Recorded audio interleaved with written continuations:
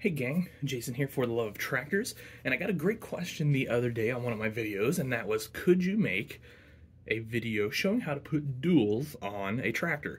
So yes, of course, I'm more than happy to show you guys that. I've done some tire swap videos before, but I don't know that I've really ever gone through the process, showed you the process, and kind of made it work the way we're going to today. So the first thing you ought to do if you don't know how to remove tires from your 1/64 scale toy tractors is to go check out my video on that. And it's pretty straightforward. There are basically a couple different ways to do that. So the first and kind of the one we'll be using today, these are what I call pull-off tires, and basically you're either going to heat these up. You can use a heat gun, a hair dryer. You can put them in a pot of water and cook them and heat them up, and then you can either pull them off with your hands if you've got good arm strength or hand strength, or if you're getting to be an older guy like me and you've got some arthritis going on, you can get yourself a nice set of panel puller pliers, and you can get these at a lot of different hardware stores and things of that nature. And basically what you're going to do is you're going to slide these up in there and give them a real good healthy squeeze, and those should pop off. And you can see here I've got another, this is a 4-wheel drive, obviously. This is the same type, and you can tell because you can't see the rivet here on the outside of this tire. So that means these are the pull-off style tires. Now give me just a second and I'll find you a set maybe of the riveted style tires. Alright, so I'm back with the riveted style tires, and you can see what I mean here. See, pretty clear rivets on these duals holding these on this 9370 from Scale Models Case IH here. Now, these are actually, I feel like, quite a bit easier to remove. You're going to drill these out, is how you're going to do this. You take them over to your drill press, your Dremel, your cordless drill, your hand drill, whatever you got. Find you the drill bit that's about this size, and I don't know, it usually comes out to, I don't know, something around an eighth or a little bigger. Or actually, I think it's a little bigger than that now that I think about it, but anyway, any common drill bit set will have the size you need, and you just drill these out and these wheels will slide right off. Super easy. In fact, on this tractor, that's pretty much how you disassemble this tractor. Once these rear wheels come off, you can see this whole back end will slide off, because once that axle comes out, that's what's holding the rear on. But that's for a different video. That's neither here nor there today. So we are going to do this nice looking John Deere front wheel assist tractor here. I think this is a 30 series tractor. And I say I think because I don't have my glasses on. So you can see I've already actually swapped the front wheels. That's super easy on these. You just basically heat up the fronts, pull them off, and then push your new front wheels on. Unless, of course, you want to do a steerable front end, which that's a whole different video, too, that we can get into another time. Now, this is super easy. Now, what you're going to need, or at least what I like to use for these, one, I like a nice set of sprue cutters, side cutters, flush cutters, whatever you call these. You can get these very cheap pretty much everywhere, or you can even use the needle nose pliers that have the cutter jaws on the inside. So I'm sure you've got something like this laying around, and this is going to cut our length that we need for our axle. The second thing you're going to need, well, that's some axle.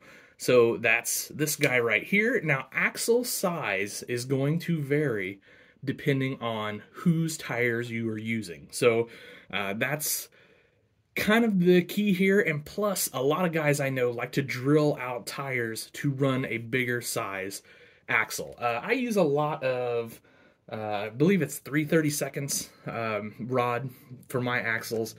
And then I like to use a brass axle, which you can get it online. You can get it at Hobby Lobby, a lot of places like that. You can also use music wire, which you can find at most hardware stores, or you can use something like All Thread, or if you go to any hardware store, farm store, something like that, they just have metal rod you can buy as well. Now, obviously, the thicker you go, the harder these are going to be to cut. And that's okay, that's fine. And obviously the thicker you go, the sturdier they're going to be. Now, so you're probably thinking to yourself, well, that looks awfully thin for your John Deere tractor here, and it is. So you can see there is going to be a lot of play in there. So we want to stop this play from happening. Now I'm using a set of Chucky's Precision Parts and Pullers, Wheels and Tires here. And so Chucky uses this nice small axle size. You can kind of see there, I actually drilled this one out so that I can make a dual with it. So that's going to use that smaller rod. If you use a mini toy truck and tractor wheel, it's a little bit bigger size axle, so just keep that in mind. And then if you use any of the 3D printed wheels, or if you're going to reuse a different set of Ertls, keep in mind that those axle rod sizes can vary greatly. So what I suggest you do is you can buy like a variety pack of brass or metal rods at online places like that. I suggest doing that, just having several different sizes on hand, just so that you've got what you need for sure. Now, back to the play in that rear end housing. So what I've got here is a strip of styrene tube. I know the camera's not wanting to focus on that hole very good. I apologize. Still getting used to this new camera. It just doesn't always do what I want it to do, but that's okay. So what you'll see is I'm going to essentially make a sleeve or a bushing here, and slide that in the original axle hole, like so. Now, here's the trick here. We want this, pretty much a certain size. I just flopped out, but I caught it. That was a good catch, wasn't it? But what I like to do so that my rims aren't rubbing. Now, on these Chuckies are a little dished, so I'm going to cut this just a little long. Now, if you want to get super precise here, you can measure and cut it however you want. To whatever length you want.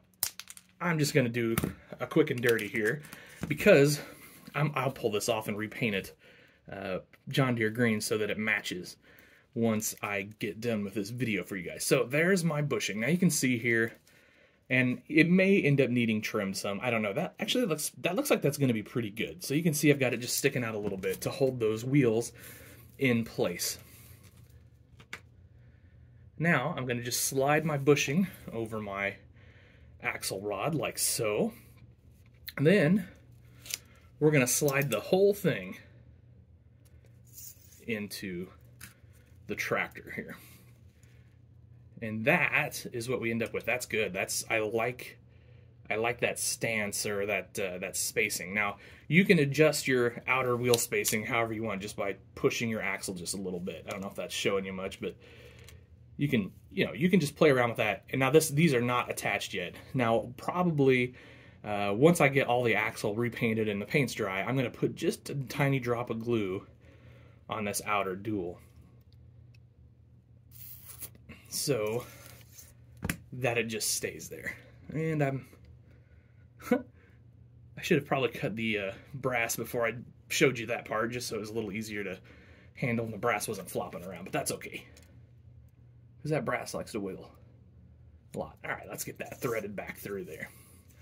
Okay, so like I said, I've already pre-drilled my hole for this axle. Now, just to note, if you're using a Chucky Precision rim and tire, these are one directional basically. So like a mini toy truck and tractor, you can kind of flip your what do I want to call it, your tire around, but this has a little nub that you've got to kind of come in here and sand off. It's like a casting line, a parting line on the mold. So just a note there's a little bit of work to be done there. So I'm just going to slide that up in there. I'm liking that already. You can see I've got pretty good spacing there. So I kind of liking the cut of my bushing. Now here's where you kind of get one shot at this, but it's no big deal. Brass is pretty inexpensive. Now, you could obviously measure, right, and probably should, but just for time crunch purposes, I'm just going to eyeball this, and not to mention I've done this about 10,000 times in my life. Just going to take your flush cutters, you're going to cut your brass tube, and slide that over, and then there we go, guys.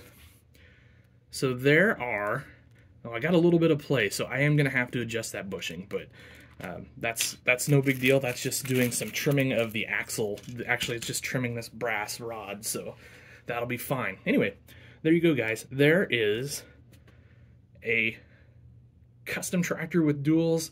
Quick and easy. What'd that take me? A little less than 10 minutes. Now, of course, You're going to have to paint your rims when you get them, and like I said, I will have to pull this apart and repaint my bushing and my axle just because I'm picky like that. You can see if you pop this open down here, you can see I definitely need to adjust the brass rod size, and then you can see that white sticking out there, and I don't want that to show. I want that to look like an axle and not like a piece of styrene plastic. Again, the styrene bushing, you can get bundles of this on places like eBay with tons of different sizes. Highly recommend that because it's very inexpensive to do. I mean, we're talking probably less than 10 bucks for, I don't know, dozens of these, I'm thinking, are pretty close. And, or at least it was the last time I bought it. I'll be honest, that was probably many years ago because I, you know, bought a bunch of them. But that way you can adjust the size you want to the axle you want. That way you've got the amount of play in that rear end or no play, depending on how you want to do it. So anyway, I appreciate the question for asking to do this. I hope this video has helped you guys out some. As always, please leave comments and suggestions and all that sort of thing down below in the description or in the comments section, and do that like, share, subscribe thing. It's always fun chatting tractors with you guys. So I'll see you real soon in another video. Thanks for stopping by, and happy tractor hunting.